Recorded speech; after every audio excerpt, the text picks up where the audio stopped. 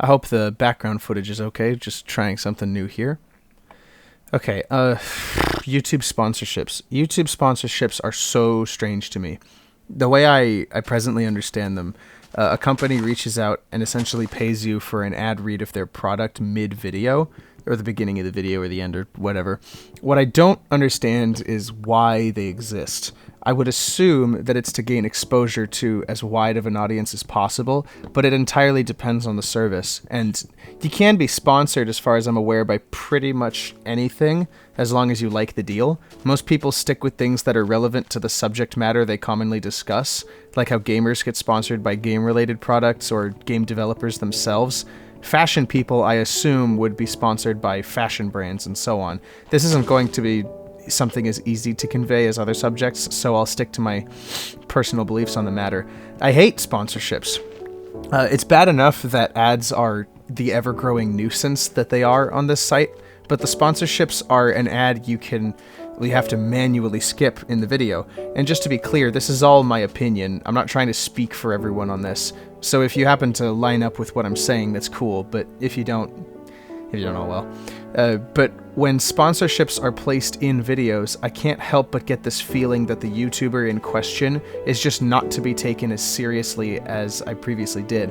It gives me the same impression as guitarists that swore by a certain brand for a long time and had a signature model, only for that contract to end and just move on to the next brand and forget about it. The sponsorships in YouTube videos feel like a promotion of something that is meant to be forgotten about as soon as it's over, especially since the script is so heavily corporate sounding.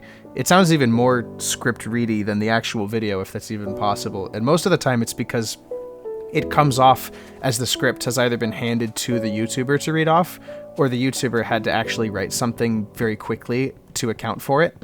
The blow is attempted to be softened with bad transitions or editing the ad read in to be more congruent with the video itself, so the YouTuber will attempt to make the ad read entertaining enough to where it rises to the level of the rest of the video.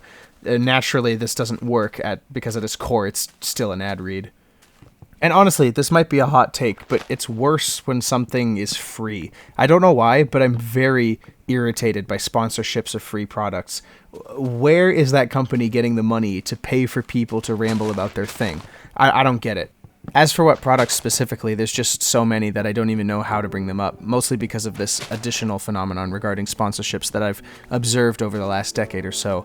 Companies will have runs of sponsorships across a ton of different mediums and YouTube genres for a certain length of time, anywhere from a month to 3 months or whatever. A while back, the big ones were discount services like Honey, or earbuds like Raycon, games like Raid Shadow Legends, and in more recent times I've noticed commonalities like War Thunder Displate, browsers like Opera GX, and a variants of VPN services like Nord, Express, and the like. What irritates me about going back into older video catalogs and seeing these shifts is that, at least to me, a viewer with no external knowledge that has yet to formally research the market trends and whatnot, it appears as though the brands were paying people to give them a financial equivalent of virality and short-term relevance, only to be forgotten about afterwards. I don't know anyone who uses Raycons. People I know use AirPods from Apple or just classic wired earbuds. I've never seen anyone with Raycons out in public. I've never heard of anyone that unironically plays Raid Shadow Legends. I don't hear about people using Opera GX anymore because most people are either simpletons that still use Google Chrome or people that are reasonably intelligent enough to use something like Brave or Firefox with plugins. It makes the ads come off as though they're begging for attention, but only for the window that the sponsors are in for, and they're completely forgotten about afterwards. I don't hear my musician YouTubers talk about the people they used to be sponsored by after the fact, and it makes the whole thing come off as stuck in its own time. What's funny to me is the way they'll just forget about it after the fact, too. A lot of YouTubers won't even talk about the people that used to sponsor them because it was a contract just for that time, and then they act as though some NDA gets in the way of them ever talking about it outside of that time again. Actually, that reminds me of one more thing. Sponsorships in otherwise excellent videos that just happen to be older date the video. The sponsorship dates the video, and I hate that. Like, sure, it's one thing when Summoning Salt's videos have a cutoff based on whenever he's uploaded that video, because you can't account for the history post-upload in the upload. That goes without saying. But a sponsorship with a link that won't work as much as a month after it's uploaded, what that indicates to the people watching however long in the future is that there is a portion of the video, however large or small, that isn't applicable to the time frame being viewed, and thus is a literal waste of time for the viewer. It makes the manual skipping of the segment just that little bit more irritating, because it means that a 45-minute video or whatever is actually 43 minutes. And I know it's not the biggest deal, but at a certain point it just feels like adding insult to injury at times. There's really no good way to end this video, so I'll just say that on any channel that I ever run, if I was to ever take a sponsorship, I'd want people to treat me as though my integrity had been compromised for money. I don't want sponsorships because I don't want to sell out to something I'm not actually going to use, but am being paid to convince other people to use. That's retarded. I'd rather just shill for people without needing to be paid just to inform people about how good something is that I genuinely use. If I happen to get endorsed by them or whatever, cool, but it's not because I sold out or whatever.